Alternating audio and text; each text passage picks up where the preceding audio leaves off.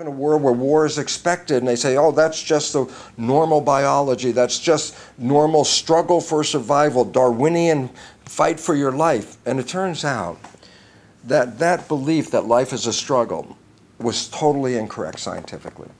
That life is not a struggle. Before the humans were here, there was a garden. In a sense, the plants, the animals, everything were getting along. They created the lush gardens. It was humans who came in who were the only ones who were not cooperating. And so as a result, our inability to cooperate even with ourselves, and to see that this whole world is based on that struggle, we're destroying ourselves in the process. Not just the garden, we're destroying ourselves. So basically it says that human civilization right now is waking up to the fact that this competition will not allow us to sustain our lives. It will not allow us to sustain the environment. This becomes very critical. Another belief that we as a population have bought into is a belief, again, from science called Newtonian physics. Now, physics are important because physics means mechanisms. That's the same word. I say quantum physics, quantum mechanics. Newtonian physics, Newtonian mechanics. Mechanics, mechanisms, means how do things work? So if you pay attention to Newtonian physics, it says the universe is a physical machine. It's a mechanism, and it's only the physical things that are important. And why that is a problem is because there's another part of our universe, the invisible part. It's the invisible forces, the energy, so to speak, that is more important than the physical parts. But in a Newtonian world, we don't recognize the energy. We just say, oh, it's just the mechanical things. A body is just chemistry. That's how it works. It's just chemistry. The new physics, quantum mechanics, says, no, you have to recognize there's an invisible realm, which even the ancient people knew about. And it's interesting because what quantum mechanics calls the invisible realm, they call it the field. And I say, what's the definition of this invisible realm, the field? And a physicist would say, the field represents invisible forces that shape the physical world. I go, well, that's a very interesting definition, because I say, the word spirit. I say, what's the definition of the word spirit? And they say, invisible forces that shape the physical world. So it's like, after all the years that we left out spirit, quantum physics as a science says not only does spirit exist, but it is more important in shaping the world than the physical world. So now you look at our civilization that has so preoccupied with the material world, and they think that that's the main thing. So if you live in a world where the material world is the most important thing, then what are people doing? To show how important they are, everybody wants physical things. So where do you get physical things? You take it from the earth. So we rape the earth. We take all the material from the earth so people can say, look at all the stuff I have. And I go, well, stuff is not as important as being in that energy. And I say, well, what's energy? Love, happiness. Yeah, happiness. Can you buy a pound of happiness? Can you give me a box of love? No. These things are not physical and tangible. These non-physical things, as quantum physics says, are more important than the physical realm. So if we would stop destroying the earth to accumulate matter to show how powerful we are, let the earth go back into the garden, and start to say, what's more important, a Humvee or being in love? Well, right away it's like, well, I'd rather be in love, the hell with the car. And when people start to recognize that love is more important, and we start to say, I'd rather have a big bank account filled with love than a big bank account filled with gold, then this world will so completely turn upside down from the way it is.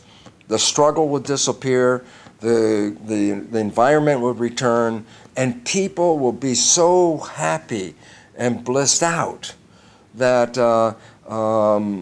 that we would have a completely different world. We would return to that fable of the Garden of Eden, and yet we would be in the garden this time. Should be creating a community consciousness where we're all helping to lift each other up to a higher level instead of competing with each other.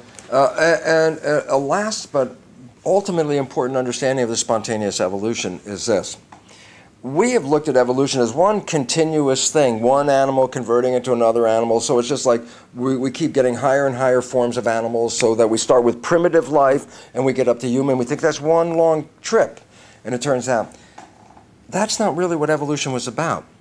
Evolution was about creating an organism as step one, and then step two is the organism then creates a community. And so even bacteria, even though they're simple little cells, they actually live in a community. They communicate with each other. They integrate their functions. And then I say, well, then what happened? Well, then bacteria learned to come together in a tight community. And they created a new thing called a cell, like the amoeba. So you say, what's the amoeba? I say, that's an advanced evolution of a community of bacteria. So I say, we started out with single cells, then they formed a community, but then the community formed something, another single thing. So we go single cell, community, single thing. So I say, bacteria, community of bacteria, amoeba. And then, so the amoeba is a single thing. What did they do? Formed a community of amoebas. And then what did they do? Well, they formed humans. Human is a community of 50 trillion amoebas, but a human is a single thing. So again, the jump went from community to single thing. So I say, but now the human is a single thing. And then what happened in evolution? Well, then the humans came together in community. And I say, yeah, but then what's the next level? Well, when the community of humans recognize they're a single thing called humanity. And that means what we're evolving into is not a different human. The human already evolved. The amoeba already evolved. The human is coming together into a single collection of humans called humanity. It's the evolution of the whole of humanity, a super organism, we call it in biology. And so why is that relevant? Because when the humanity is the living organism, then the human represents a cell in the body of humanity. So we are all cells working together to create this humanity. And then I would then say, well, okay, how are we doing in that evolution? And I go, well, we're close, but we're having a problem because the cells are still fighting each other. And I will say, what happens if the amoebas in my body start fighting each other? And I say, oh, when the cells in your body fight each other, that's called autoimmune disease, which means in definition, self-destruction. So autoimmune diseases are like cancer. Okay, a cancer is when the cells in the body, the community starts to break up and cells start to say, I don't care about the rest of the community, it's for me, I'm going to grow and my family's going to grow and I don't care about the rest of the system. What does it lead to? A destruction of the whole thing called the human.